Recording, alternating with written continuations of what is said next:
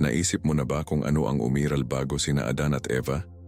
Sino ang naninirahan sa kalangitan kapag ang lupa ay hindi pa nabuo? Ang Biblia ay nagpapanatili ng isang sinaunang misteryo, hindi pinansin ng marami, ngunit ipinahayag para sa mga naghahanap ng malalim at uhaw sa tunay. Ngayon matutuklasan mo kung sino ang mga anak ng Diyos na bago ang paglikha ng unang tao. At binabalaan kita, ang paghahayag na ito ay maaaring ganap na ibahin ang anyo ng iyong espiritual na pangitain. Sapagkat kung naiintindihan mo kung sino sila, magsisimula ka ring maunawaan kung sino ka at ano ang iyong tunay na layunin sa walang hanggang mga plano ng Diyos. Karamihan ay naniniwala na ang kasaysayan ay nagsisimula sa Eden, ngunit ang Biblia ay nagpapakita sa amin ng isang bagay na mas matanda, mas malalim at mas malakas. Ang mga makalangit na nilalang na kumanta habang ang Diyos ay nabuo ang mga pundasyon ng mundo. Sino sila? Ano ang ginawa nila? At ano ang dapat gawin sa iyo ngayon? Ang iyong pakinggan ay hindi isang teorya. Ito ay isang katotohanan na nakatago sa buong pananaw sa mga banal na kasulatan. Nahahantong sa iyo sa isang bagong sukat ng pag-unawa. Kung naramdaman mong ipinanganak ka para sa isang bagay na mas malaki, ang video na ito ay para sa iyo. Manatili hanggang sa wakas dahil ibubunyag natin hindi lamang ang pagkakakilanlan ng mga anak ng Diyos, kundi pati na rin kung paano kumokonekta ang kanilang pag-iral sa iyong buhay, ang iyong pananampalataya, at ang iyong walang hanggang kapalaran. At kung pinagdududahan mo ang pag-ibig ng Diyos o sa iyong lugar sa kanyang kaharian, ang matututunan mo dito ay maaaring magbago ng walang hanggan. Ang kaalamang ito ay hindi para sa lahat. Ito ay para sa mga nagnanais na matalik sa Ama at handa na para sa isang malalim na espiritual na pagbabagong anyo. Kaya bago magpatuloy, inaanyayahan kita na iwanan ang iyong gusto, mag-subscribe sa channel kung mahal mo ang Biblia at naniniwala ka kay Hesukristo at buhayin ang mga abiso. Dahil sa channel na ito ay inihayag namin ang mga misteryo na ang karamihan ay hindi kailanman maglakas loob na magturo. Komento sa ibaba. Narinig mo ba ang tungkol sa mga anak ng Diyos bago ang Eden? At ngayon, maghanda dahil malapit ka nang magpasok ng isang sagradong teritoryo kung saan kakaunti ang nangahas na pumasok. Sa buong banal na kasulatan, ang ekspresyon na mga anak ng Diyos ay lilitaw sa magkakaibang mga konteksto at puno ng misteryo. Ang pag-unawa kung sino ang mga nilalang na ito ay nagpapahintulot sa atin na pumasok sa walang hanggang plano ng Diyos at ang nagbubunyag na kapangyarihan ng pananampalataya. Ang Biblia bilang isang hindi masasayang mapagkukunan ng karunungan ay nag-aalok ng mga pahiwatig na maiintindihan lamang ng mga espiritual na mata. Ang unang interpretasyon at marahil ang pinakatradisyonal na tinanggap ay humahantong sa amin sa libro ni Job. Doon sa Job 1:6 at Job 38:7, ang mga anak ng Diyos ay inilarawan bilang mga makalangit na nilalang na lumitaw sa harap ng Diyos, na ipinagdiriwang ang paglikha na may jubilation. Ang paglalarawan na ito ay malinaw na tumuturo sa Los Angeles. Ang mga nilikha na nilikha bago ang pisikal na mundo, mga naninirahan sa hindi nakikitang kaharian, pinag-isipan nila ang gawain ng tagalikha at tumugon ng may papuri. Sila ay upang magsalita ang mga unang sumasamba, ang walang hanggang mga saksi ng banal na kamahalan. Maaari mo bang isipin na ang makalangit na koro ay kumakanta ng mga papuri habang ang Diyos ay nabuo ang mga karagatan at bundok? Gayunpaman, hindi lamang ito ang interpretasyon. Sa bagong tipan, nakakahanap kami ng ibang ngunit pantay na paggamit ng salitang mga anak ng Diyos. Sa Juan 1:12 sinabihan tayo, ngunit sa lahat na tumanggap sa Kanya, ang mga naniniwala sa Kanyang pangalan ay nagbigay sa kanila ng kapangyarihang maging mga anak ng Diyos. Dito hindi namin pinag-uusapan ng tungkol sa mga anghel o makalangit na nilalang. Ngunit ng mga taong may laman at dugo, ang mga tao na katulad mo at ako, ay tinubos ng pananampalataya kay Hesukristo. Ang interpretasyong ito ay nagbubukas ng isang maluwalhating pintuan. Ang pagiging anak ng Diyos ay hindi eksklusibo sa langit, ngunit isang regalo na ibinibigay sa mga naniniwala. Sa pamamagitan ng pananampalataya, tayo ay pinagtibay sa banal na pamilya tagapagmana ng walang hanggang pangako. Hindi ba iyon kamangha? Manghang? Ikaw na maaaring nadama na malayo sa Diyos. Maaari mo na ngayong tawaging anak o anak na babae. Kailangan mo lang maniwala, magtiwala sa kanyang salita, at tanggapin si Jesus bilang Panginoon at tagapagligtas. Ang pangatlong interpretasyon ay tumatagal sa atin pa, sa tao ni Hesukristo mismo. Inihahatid ito ng Biblia bilang anak ng Diyos na kahusayan. Sa Juan 3:16 nabasa natin na ang Diyos ay nagbigay ng kanyang iisang anak na lalaki upang ang sinumang naniniwala ay hindi mawawala, ngunit may buhay na walang hanggan. Si Jesus ay hindi anak ng Diyos bilang mga anghel o bilang tinubos na mga mananampalataya. Siya ang nag-iisang anak, consubstantial sa Ama, walang hanggan, nang hindi nagsisimula o katapusan. Ang pagkakaiba na ito ay mahalaga. Habang ang mga anghel ay mga lingkod at ang mga mananampalataya ay pinagtibay ng biyaya, si Jesus ang walang hanggang anak na nagbabahagi ng mismong kalikasan ng Diyos. Ang kanyang papel sa kasaysayan ng kaligtasan ay sentro. Kung wala siya, hindi tayo magkakaroon ng access sa Ama. Kung wala siya, hindi natin malalaman ang lalim ng banal na pag-ibig. Si Jesus, ang tulay sa pagitan ng langit at lupa, sa pagitan ng walang hanggan at temporal, sa pagitan ng Diyos at sangkatauhan. Ang tatlong interpretasyong ito, ang mga anggulo ng celestial, tinubos na mananampalataya at si Hesukristo, ay hindi nakikipagkumpetensya sa bawat isa, ngunit pinupunan sa loob ng dakilang mosaik ng paghahayag ng Biblia. Ipinakita nila sa amin ang iba't ibang mga sukat ng pag-ibig at layunin ng Diyos. Sa pamamagitan ng Biblia, nalaman natin na ang Diyos ay isang Ama na nais punan ng kalangitan at lupa sa mga anak na sumasalamin sa kanyang kaluwalhatian.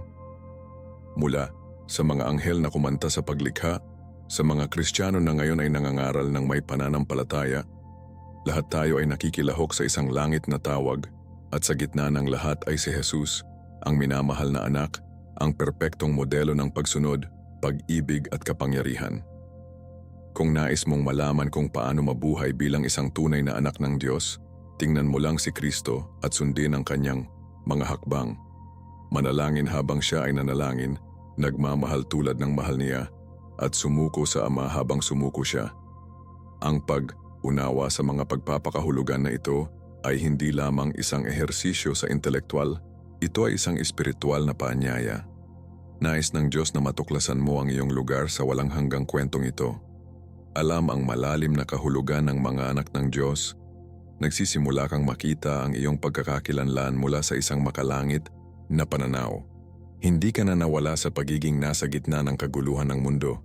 Ngunit ang isang anak na lalaki o anak na babae na may layunin ay tinawag na lumakad sa pananampalataya, naiilaw ng Biblia at tinubos ng dugo ni Hesukristo. At habang ang mga katotohanan ito ay ipinahayag sa iyong puso, isang bagong tanong ang lumitaw. Ano ang ginawa ng mga anak na ito ng Diyos bago nilikha? Ano ang iyong pag-andar sa langit kung wala pa ang isang solong bulaklak sa Eden? Sumali sa akin sapagkat iyon ay kung saan nagsisimula pa lamang ang aming espiritual na paglalakbay. Bago nabuo ang unang butil ng buhangin, bago lumiwanag ang araw sa ibabaw ng kailaliman, mayroon ng mga espiritual na nilalang na ang pag-andar ay luwalhatiin ang tagalikha. Ipinapakita sa amin ng Biblia na ang mga anak ng Diyos ay may aktibong pakikilahok kahit na bago huminga si Adan sa unang pagkakataon. Sa Job 38:7, nabasa natin na sumigaw sila ng kagalakan habang itinatag ng Diyos ang mga pundasyon ng mundo. Ang kanyang papel ay hindi pasibo. Alam nila ang mga saksi ng malikhaing kapangyarihan ng Diyos na kilahok sa mga kanta, pagsamba at paggalang sa isang kapaligiran kung saan ang pananampalataya ay hindi isang pag-asa sa hinaharap, ngunit isang kasalukuyang tugon sa banal na kamahalan. Ang mga nilalang na ito ay hindi lamang naobserbahan, ngunit ipinagdiwang ang kapangyarihan ng Diyos na nagbibigay ng patotoo ng kanilang walang hanggang karunungan, matagal bago ang sangkatauhan o naitala na kasaysayan ay umiiral. Ang mga teologo sa buong siglo ay sumasalamin ng malalim sa kung ano ang totoong pag-andar ng mga anak ng Diyos na ito. Si St. Thomas Aquinas halimbawa ay nagtalo na ang mga anghel ang unang nilikha na nakalaan upang maglingkod sa Diyos at magbantay sa universal na pagkakasunod-sunod. Hindi sila simpleng mga manonood ngunit ang mga aktibong ministro ng banal na kalooban. Ang ilan ay mga messenger, iba pang mga tagapag, alaga ng espiritual na pagkakasunod, sunod, at maraming nakatuon na eksklusibo upang purihin. Ang hierarchical na istruktura na ito ay sumasalamin sa perpektong pagkakasunod, sunod ng Diyos, isang utos na hindi umamin ng kaguluhan o pagkalito. Sa kontekstong ito, ang pagsamba ay hindi isang emosyonal na kilos, ngunit isang patuloy na pagpapahayag ng katapatan, isang patuloy na pagkilos ng pagkilala sa manor ng Diyos. Isipin ang isang walang hanggang koro, araw at gabi, walang tigil, pinataas ang kataas-taasan. Iyon ay bahagi ng kakanyahan nito, hindi isang obligasyon, ngunit isang labis na kasiyahan sa pagkakaroon nito. Nag-aalok din ang Biblia sa amin ng mga indikasyon na ang mga anak ng Diyos ay may mga tungkulin na inaasahan ng ilang mga pag-andar ng tao. Kung paanong ipinagkatiwala ng Diyos si Adan na alagaan ang hardin, ang mga makalangit na nilalang na ito ay nakatanggap ng mga responsibilidad na sumasalamin sa pag-aalaga ng banal na paglikha. Bagaman hindi maingat na idetalye ng kwento ang mga aktibidad nito, maaari itong ma-infer na sila ay nasa perpektong sinkroni na may kalooban ng lumikha. Ang paglilingkod sa Diyos ay hindi isang timbang. Ito ang kanyang kalikasan. Tulad ng tinawag tayo ngayon upang maglingkod sa ating mga pamayanan, manalangin, mamagitan, upang ipahayag ang pangalan ni Hesukristo na may buhay na pananampalataya, lumipat din sila sa ganap na pagsunod. Ang kanyang halimbawa ay nagtuturo sa atin na ang tunay na pagkakakilanlan ng isang anak ng Diyos ay wala sa pamagat na dala niya, ngunit sa kabuuang paghahatid sa mga layunin ng Ama. Ang bawat kilos ng Kanya ay isang pagpapakita ng banal na kaluwalhatian. Sa pamamagitan ng mga banal na kasulatan, naiintindihan natin na ang pagsamba ay hindi limitado sa mga kanta o liturhiya. Ito ay isang pamumuhay na nagsimula kahit bago ang paglikha. Ang mga anak na ito ng Diyos ay nabuhay upang luwalhatiin ang Diyos sa lahat. Inaanyayahan tayo nito sa isang malalim na pagmuni. Paano natin nabubuhay ang ating pananampalataya ngayon? Ang ating pagsamba ay lumilipas sa mga pader ng isang simbahan. Itinuro sa atin ni Jesus na hinahanap ng Ama ang mga sumasamba sa Espiritu at sa katotohanan. Juan 4:23. Ang mga anak ng Diyos bago ang paglikha ay nagpapakita sa atin na ang pagsamba ay naninirahan sa pagsunod, ay kilalanin ang autoridad ng Diyos sa bawat aspeto ng ating pag-iral. Tulad ng kasiyahan nila sa piling ng Diyos, tinawag din tayong mabuhay kasama ang parehong pagnanasa, ang parehong paghahatid, kahit na sa gitna ng ating mga responsibilidad sa lupa. Ngayon sa matatag na batayan na ito, sinimulan nating maunawaan na ang mga makalangit na nilalang na ito ay hindi lamang mga pag-andar ng pagsamba, kundi pati na rin ng aktibong pakikilahok sa kosmikong drama na malapit ng bubuo. Dahil sa gitna ng pagiging perpekto na yon, may nangyari. Ang isang pag-aalsa, isang spark ng pagmamataas ay nagsindi ng kadiliman at ang pagkakaisa ng kalangitan ay hinamon. Ito ay sa puntong ito kung saan ang kwentong Biblia ay magdadala sa amin sa isa sa mga pinakanakakagulat na mga kaganapan sa espiritual na mundo. Ang paghihimagsik ni Lucifer, ang tila walang hanggan at perpekto, ay inalog ng pagnanais na maging katumbas ng Diyos. At ngayon nang may paggalang, pinapasok natin ang mapagpasyang sandaling ito na minarkahan ang kasaysayan ng langit at lupa magpakailanman. Lahat ay tila perpekto sa langit. Ang mga anak ng Diyos ay sumamba ng walang tigil. Ang kaluwalhatian ng Diyos ay napuno ang mga puwang ng langit. At ang pagkakaisa ay naghari sa mga espiritual na nilalang. Ngunit sa gitna ng pagiging perpekto na iyon, isang bagay na hindi maiisip na bumangon, paghihimagsik. Ang isa sa mga pinaka-maluwalhating nilalang na tinawag na Lucero, anak ng umaga, na kilala bilang Lucifer, pinayagan ang pagmamataas na ipanganak sa kanyang puso. Sa Isaiah 12:14, ang kanyang pagkahulog ay inilarawan na may mga salitang nanginginig. Pupunta ako sa langit. Sa itaas, sa tabi ng mga bituin ng Diyos, ay itataas ko ang aking trono. Magiging katulad ako sa kataas-taasan. Ito ang hangaring tumugma sa Diyos na nag-trigger ng unang kilos ng paghihimagsik sa kasaysayan ng universo. Si Lucifer ay hindi nahulog sa kahinaan, ngunit sa pamamagitan ng pagnanais na sakupin ang isang lugar na pag-ari lamang sa Diyos.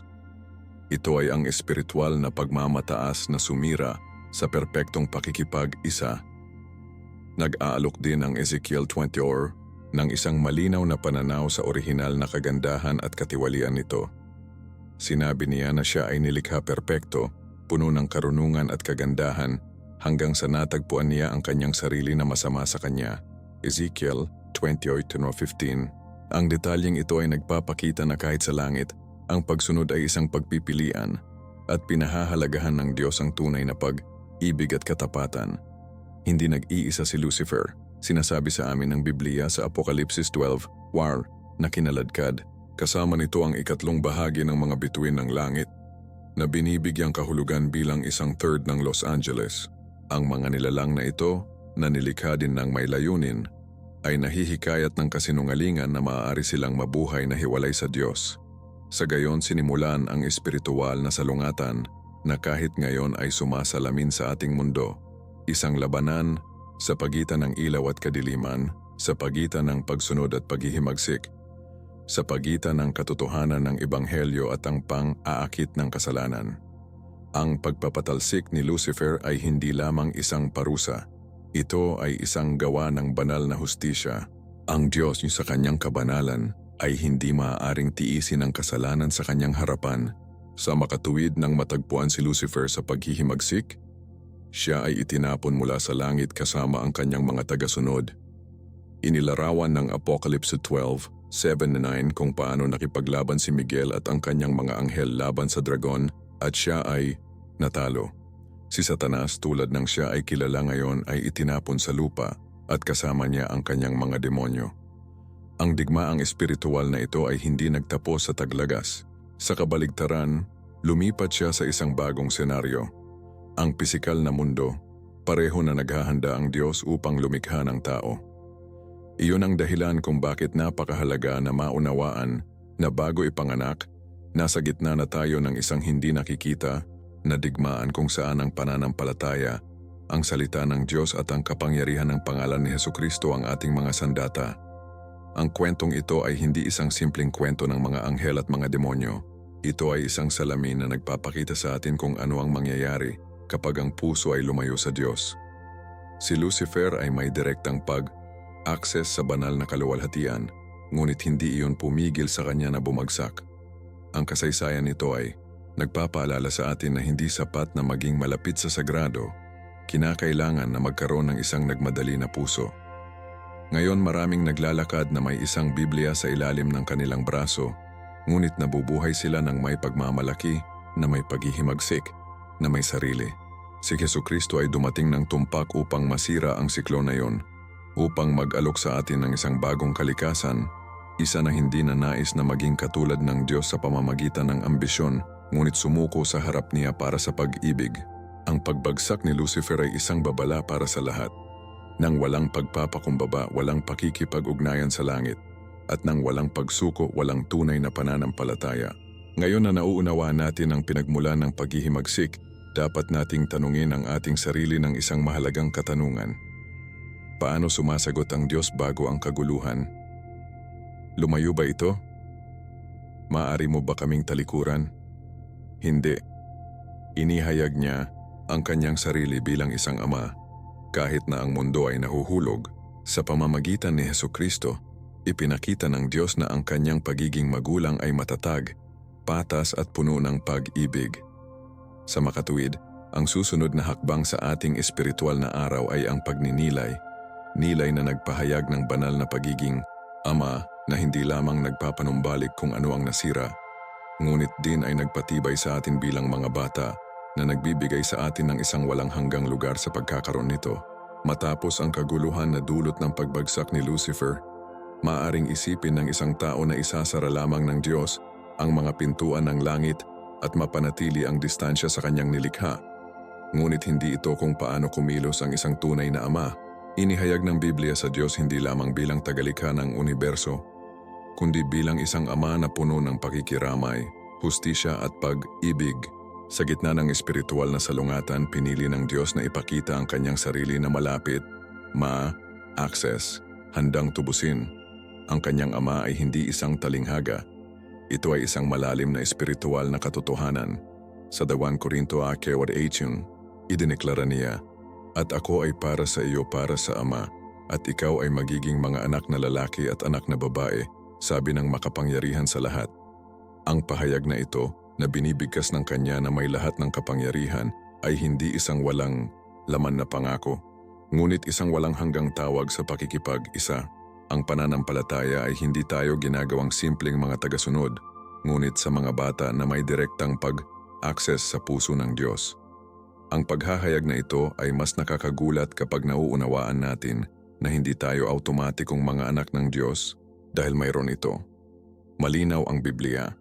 Ang banal na ugnayan ay isang regalo na natanggap sa pamamagitan ng pananampalataya kay Hesukristo. Sinabi ni Juan 1:12 nang walang mga rodeos. Ngunit sa lahat na tumanggap sa Kanya, binigyan sila ng kapangyarihang gawin ang mga anak ng Diyos. Ang talatang ito ay naglalaman ng isang malakas na katotohanan. Hindi ito tungkol sa relihiyon, ngunit tungkol sa relasyon. Ang Diyos ay hindi interesado na magkaroon ng mga nilalang na masunurin upang pilitin, ngunit ang mga bata na nagmamahal sa Kanya ng kalayaan. At ang pag-ibig na iyon ay ipinanganak kapag nauunawaan natin ang sakripisyo ni Jesus. Kapag tiningnan natin ang krus at nakikita natin ang presyo na binabayaran upang buksan ang mga pintuan ng langit. Ang bawat sugat sa katawan ni Kristo ay sumigaw, "Mahal ka, nais ka, ikaw ay bahagi ng aking pamilya." Kung gayon, ang pananampalataya ay nagiging channel kung saan natatanggap natin ang ating tunay na pagkakakilanlan. Marami ang naglalakad sa buhay na may isang vacuum sa puso na naghahangad na pag-aari, pagnanais na makita at tinanggap. At ang sagot sa pangangailangan na iyon ay hindi matatagpuan sa mundo, ngunit sa Ama sa langit. Hindi tayo pinagtibay ng Diyos bilang huling resort, ngunit sa pamamagitan ng pagpili. Inihayag ng mga Efeso 1 umiyaw na nauna kaming naipakita bilang Kanyang mga anak sa pamamagitan ni Hesukristo. Nangangahulugan ito na ang iyong kwento ay hindi nagsisimula sa iyong pisikal na kapanganakan, ngunit sa puso ng Diyos. Mula sa pundasyon ng mundo mayroon ng plano para sa iyo. Isang plano na hindi nakasalalay sa iyong nakaraan o ang iyong mga pagkakamali, ngunit sa biyaya at katapatan nito. At kapag tinatanggap natin ang pag-aampon na iyon, nagbabago ang lahat. Hindi na kami lumalakad ng may takot, ngunit may espiritual na autoridad. Hindi na tayo nabubuhay bilang mga alipin ng kasalanan, ngunit bilang mga tagapagmana ng mga pangako ng Diyos. Ang banal na pagiging ama na ito ay nagbabago rin sa ating paraan upang makita ang buhay. Kapag alam natin na ang Diyos ang ating Ama, naiintindihan natin na hindi tayo nag-iisa. Sa gitna ng mga pagsubok, siya. Sa gitna ng sakit, nakakaaliw siya. Si Jesus mismo ang nagturo sa atin na manalangin na nagsasabing ating Ama, isang palaging paalala na hindi tayo mga espiritual na ulila at tulad ng pagbibigay ng isang ama, pinoprotektahan at iwasto, kumikilos din ang Diyos sa ating buhay. Hindi namin laging mauunawaan ang iyong mga landas, ngunit mapagkakatiwalaan namin ang iyong pagkatao. Ang Biblia ay puno ng mga halimbawa ng mga kalalakihan at kababaihan na, sa kabila ng kanilang mga pagkabigo, ay tinawag na mga anak ng Diyos sa pamamagitan ng kanilang pananampalataya. Abraham, David, Ruth, Pedro, lahat ay nabuhay sandali ng kahinaan ngunit hindi kailanman tumigil na mahalin ng Ama, at inilalapat ito sa iyo. Kahit gaano kakalayo, maaari ka pa ring bumalik. Naghihintay sa iyo ang Diyos ng bukas na bisig, at habang isusulong natin ang malalim na pag-unawa sa banal na pagiging ama, nagsisimula din tayong makita ang ating responsibilidad bilang mga anak. Ito ay hindi lamang tungkol sa pagtanggap ng pag-ibig, ngunit tungkol sa pagmuni ng pag-ibig na iyon sa mundo. Dahil tulad ng nagkaroon ng paghihimagsik sa langit, mayroon ding isang aktibong digmaang espiritual sa mundo. Kami ay tinawag hindi lamang upang mabuhay bilang mga anak ng Diyos, ngunit upang labanan bilang mga sundalo ng kaharian na natatakpan ng espiritual na sandata na inilarawan ng Biblia sa mga Efeso at Sam. At iyon ay kung saan ang aming susunod na tema ay pumapasok, ang espiritual na digmaan at walang hanggang pag-asa, isang tunay na salungatan, ngunit din ang isang pagkakataon upang maipahayag ang tagumpay na nasakop na sa krus. Bagaman marami ang hindi nakakakita nito, nabubuhay tayo sa isang espiritual na digmaan na nagsimula ng matagal bago ang ating kapanganakan. Ang labanan na ito ay hindi pinalaya ng mga espada o mga hukbo ng tao, ngunit sa hindi nakikita na larangan kung saan ang pananampalataya, salita at pagsunod ay ang ating mga sandata. Mula nang bumagsak si Lucifer, ang sangkatauhan ang naging pangunahing target ng kaaway. Hindi dahil mayroon tayong kapangyarihan para sa ating sarili, ngunit dahil dinala natin ang imahe ng Diyos at tinawag tayong maging mga anak sa pamamagitan ni Hesukristo. Ang mga Efeso 6:12 ay malinaw na malinaw. Wala tayong laban sa laman at dugo, ngunit laban sa mga punong guro, laban sa mga kapangyarihan, laban sa mga gobernador ng kadiliman ng siglo na ito. Ang espiritual na katotohanan na ito ay gumising sa atin sa isang kagyat na katotohanan. Hindi natin mabubuhay ang buhay na Kristiyano ng pasimple. Kung tinawag tayo ng Diyos ng mga anak, binibigyan din niya tayo ng mga mandirigma. Nais ng kaaway na magnakaw ng ating pagkakakilanlan. Nais nating kalimutan na mayroon tayong isang makalangit na Ama, na hindi natin pinapansin ang katotohanan na ipinahayag sa Biblia, na nabubuhay tayo bilang mga espiritual na ulila. Ngunit ang Diyos, sa kanyang katapatan, ay nag-aalok sa atin, hindi lamang proteksyon, kundi pati na rin ang autoridad. Sa Lucas 10:19 sinabi ni Jesus, "Masdan, binibigyan kita ng kapangyarihan tungkol sa lahat ng lakas ng kaaway at walang makakasira sa iyo." Ang pangakong ito ay isang paalala na hindi tayo nag-iisa. Ang bawat taimtim na panalangin, ang bawat isa ay na-memorize na taludtod, bawat kilos ng pananampalataya ay isang pagpapahayag ng digmaan laban sa kadiliman. Ang Diyos ay hindi naghahanap ng mga natatakot na mananampalataya, ngunit ang matapang na mga bata na may kakayahang manatiling matatag kahit sa gitna ng apoy. At ang katatagan na iyon ay hindi nagmula sa amin, ngunit mula sa banal na Espiritu na nagpapalakas sa atin araw-araw.